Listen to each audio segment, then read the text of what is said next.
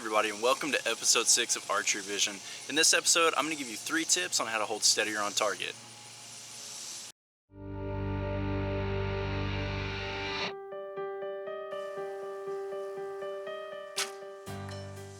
In this episode's weekly form breakdown, we're going to focus specifically on the elbow joint on the bow arm.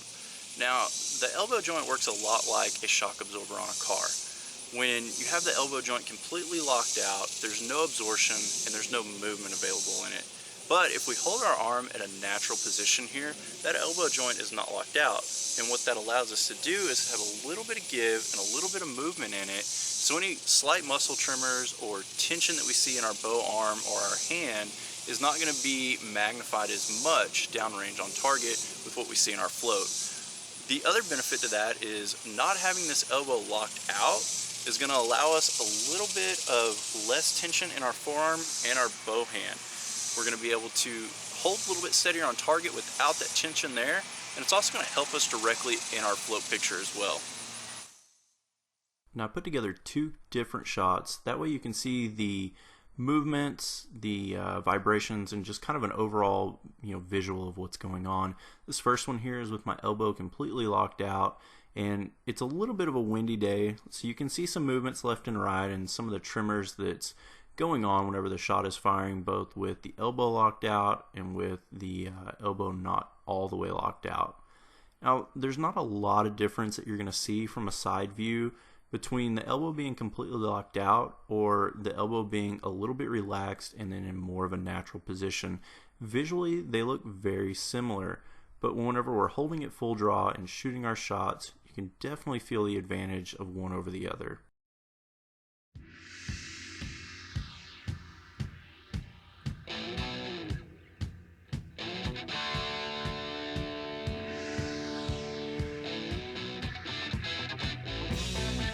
I actually did this with a set of air shaft arrows that I was using in tuning for my 23 series. Alright, so who has seen their sight picture holding steady in the target and then it bobs low and then it comes back to the middle and you're having to force it to stay there? You're not holding below the target, but you're just bobbing down, back to the middle, down, back to the middle. Yeah, me too. It's a really common issue, but one thing that it is a leverage issue over how we're pulling our bow with our loop height. And that's what we're going to go over today in our tech segment. Now, adjusting the height of our loop is something that I overlooked for a very long time, and I really didn't figure this out until I started looking at the bow more as a mechanical device and how to do certain things with it to make it work better for me, how to make it feel better at full draw, how to make my grip feel better in my hand, and how to make my float pattern look more like what I was wanting it to help stay in the middle. The biggest thing that you can do for your shot execution is make your bow aim better for you.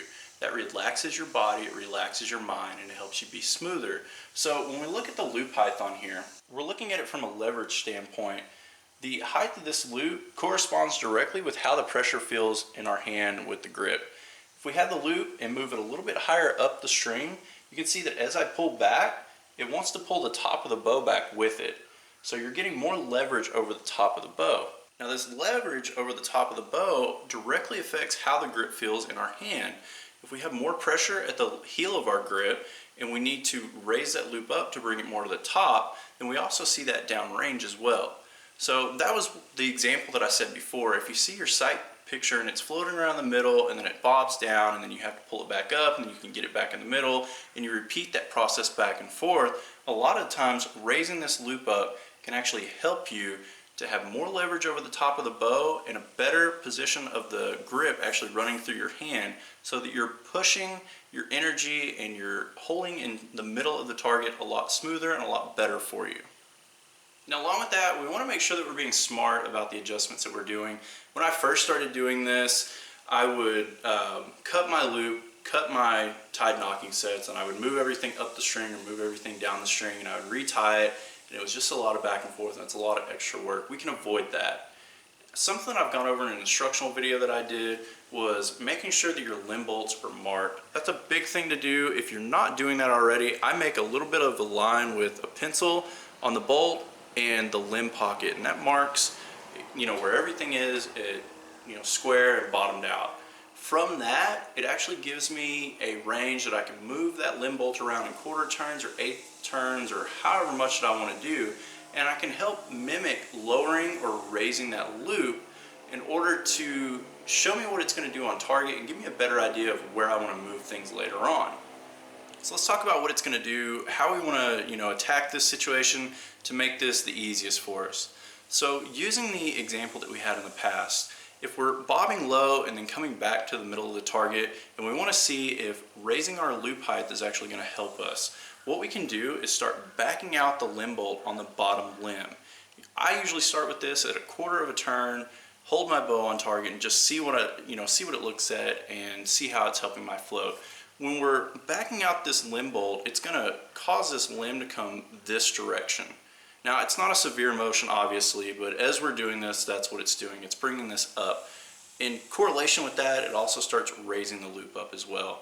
Now, the big thing about this is to make sure that you're not worrying about draw length change or the cams being out of time. That's going to happen as you start to back the limb bolts out. A lot of the times what I'll do when I'm setting a bow up to counteract this is I will start these both my limb bolts rather, I'll start them one turn out. And what that does is just allows me a little bit of wiggle room to where instead of only letting the quarter of a turn out on this bottom limb bolt, I can take the quarter turn out here and I can add a quarter turn at the top. And that's going to help the cam stay somewhat similar and the draw length stay a little bit similar, and it just works everything together.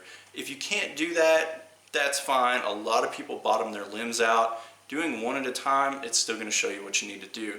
Now, once we've tested this theory and we've found where we need to have the height of the loop, then we need to know how to set everything back to square and how to change our loop height. Alright, so once I've found where I need things to be, what I'm going to do is go back, I'm going to put my bubble levels on. And these are what I use when I set my bows up as well, but this is going to give us a guideline on what to follow. So we need some reference points. With this bubble level right here, but the loop raised up, I'm a little bit knock high on my arrow rest setting. So what I'm going to do then is raise this arrow rest up until the bubble in this level here on my arrow is in the middle, just like the bubble here is in the middle. And that's going to give us our reference point to start with. We know that once we bottom out the limb bolt on our bottom limb and square everything back up to the way it was prior, that we can cut our loop and we can cut the knock points off, and then we can retie everything to where our arrow is level on the string. That's going to give us the correct knock point height, and when we tie the loop back on, we'll still have the same hold on target as what we had prior when we were testing things out.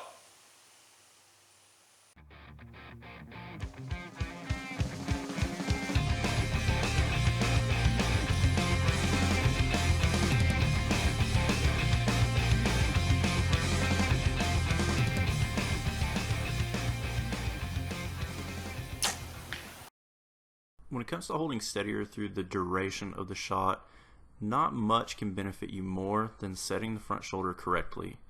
Now, I've got a picture here with a red line drawn. It's running from the bow hand's thumb joint horizontally across my body, and I've got this to show you an example of drawing the bow to correctly seat that front shoulder. When you lift the bow hand just above the shoulder, so you can have it between the shoulder and the mouth or the nose, somewhere between those areas, lifting that arm up like that, when you start to draw back the bow, it's going to push the hand into the elbow and the elbow into the shoulder, and it's actually going to allow that arm to seat itself correctly in the joint, and then the muscles and the ligaments surrounding that joint will actually hold that arm in place steadier. And it's also going to help you throughout the entire shot to keep you from having that shoulder creep up and cause you problems. Now I've got a video here that I'm going to slow down, and I want us to watch the movements in the front arm as I hit the stops at full draw. You can see that there's not a lot of movement in that bow arm and in the shoulder joint, and that's because I've set it properly from the way that I'm drawing the bow back with my hand just a little bit up above the shoulder. Now something else that I want to point out is that the height that you leave that bow hand at full draw also plays a big part in this role as well. Having that hand just at or above the shoulder gives you a positive weight balance, and it acts like a seesaw.